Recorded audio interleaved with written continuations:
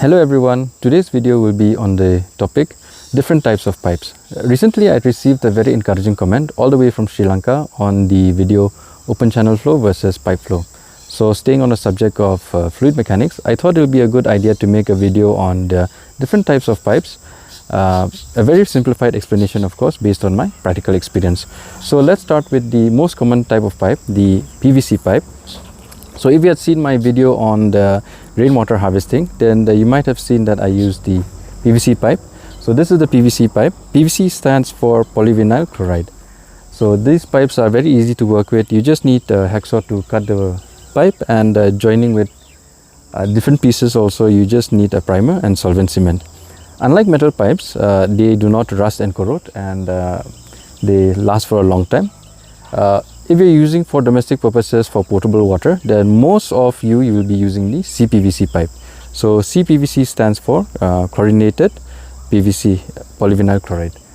This is made by using by adding chlorine to a PVC solution and giving some radiation of ultraviolet light to it. So this makes it able to withstand high temperatures, for example water coming from the geyser or any high temperature applications in your house. So if the camera can come in closer, then I can just show you also. If you have some doubts, then you can always look at the readings there, and these are usually also cream colored, not fully white. So you can see here, this is written CPVC and the diameter here is 6 mm.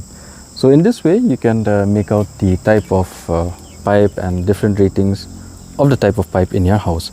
You can also see here there are some metal pipes here. So this is the normal MS square pipe. MS stands for mild steel. These have to be given a coat of primer and paint also so that it will not rust. And these are the usual, if I'm not mistaken, the usual GI pipe. GI stands for galvanized iron. So the GI pipes we can see in the previous, later on part of the video. And in the olden days, maybe you might have been using the GI pipes. So I don't have the different types of pipes here in my house, so I'll have to go to the site to show you. So I'll be going there soon, so see you soon.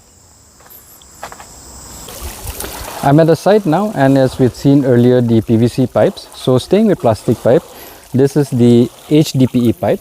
So HDPE stands for high density polyethylene, and we usually use this pipe for long distances where you need a low discharge of water, as you can see here. These come in a roll, and they're relatively cheaper compared to other pipes. So these are really good for long distance carrying water. Here we have used a locally modified system using bamboo to connect between two different pipes. Otherwise usually the procedure is to button and then connect these pipes. So you can also use something like this if you have the bamboos around. You also have the option of going for LDPE pipes. LDPE stands for low density polyethylene. But if you have the facility of getting the HDPE pipe, then you better go for HDPE, as this will last for a longer time. I had also used the HDPE pipe in my previous video in the gravity fed water supply and the tiny Pico hydroelectric project. Next up we have the GI pipe. So this is the GI pipe, and GI stands for galvanized iron. What happens here is that the zinc is coated over the iron, and this prevents the iron from rusting and also from corroding. I had used the GI pipe in my first video featuring a Pico hydel project. The main disadvantage that I've noticed over the years with the GI pipe is the threaded end over here. Of course it comes with a flange end also, but a lot of failure and leakages happen over this threaded end. You can also see that a lot of hammering has happened here.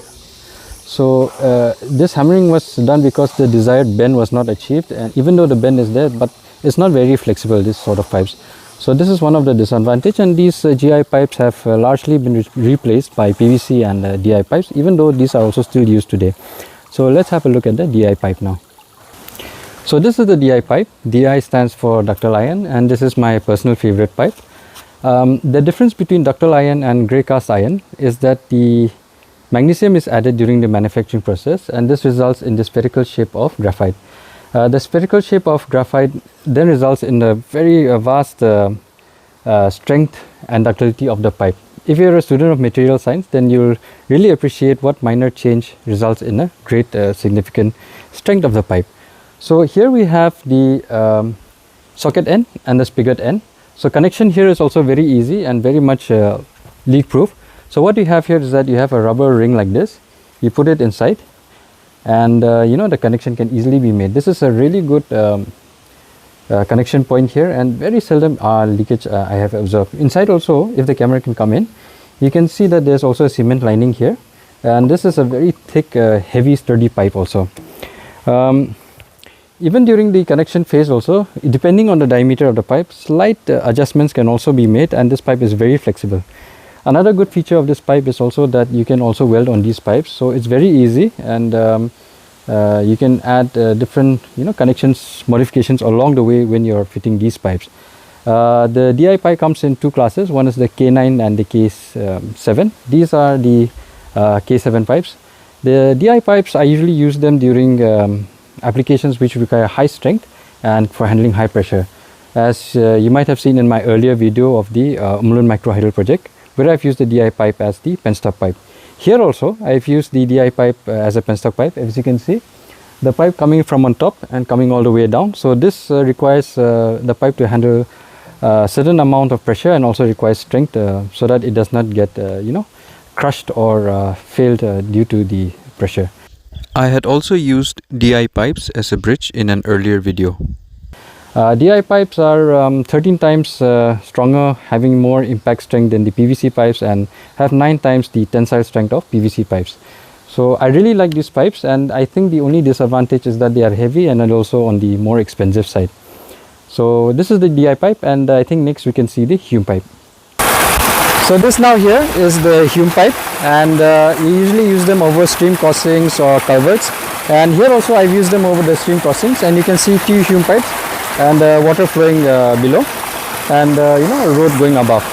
So some people call the home pipe, but it's actually called the Hume pipe, named after Walter Hume from Australia, who invented this pipe. So these are essentially reinforced cement concrete pipe, or RCC pipe, and you can see the rods here also in the cement concrete here.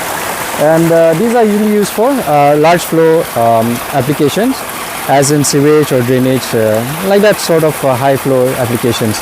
They come in different classes also, NP2, NP3, NP4, and if I'm not mistaken, this is the NP2 class for light applications. So I hope you've understood the Hume pipe, and we can look at the other pipes again. Okay, right now I'm standing on the excavator here, and you can see the excavator behind me also. This is the bucket, and this over here is the hose pipe of the excavator. The hose pipe needs to handle a lot of pressure coming from the hydraulic oil for lifting heavy objects like mud and also stones. And you can see the bucket behind me also. It's big, and a lot of pressure needs to be taken by this hose pipe. So yes, sometimes it does fail, and we need to take it for repairing time to time. So this is the hydraulic hose pipe, and over here also you can see another HDPE pipe carrying water through gravity for domestic uses. And with that, I think I'd like to end my video. I hope you have understood some aspects of the different types of pipes used in fluid mechanics, and we'll see you in the next one. Thank you.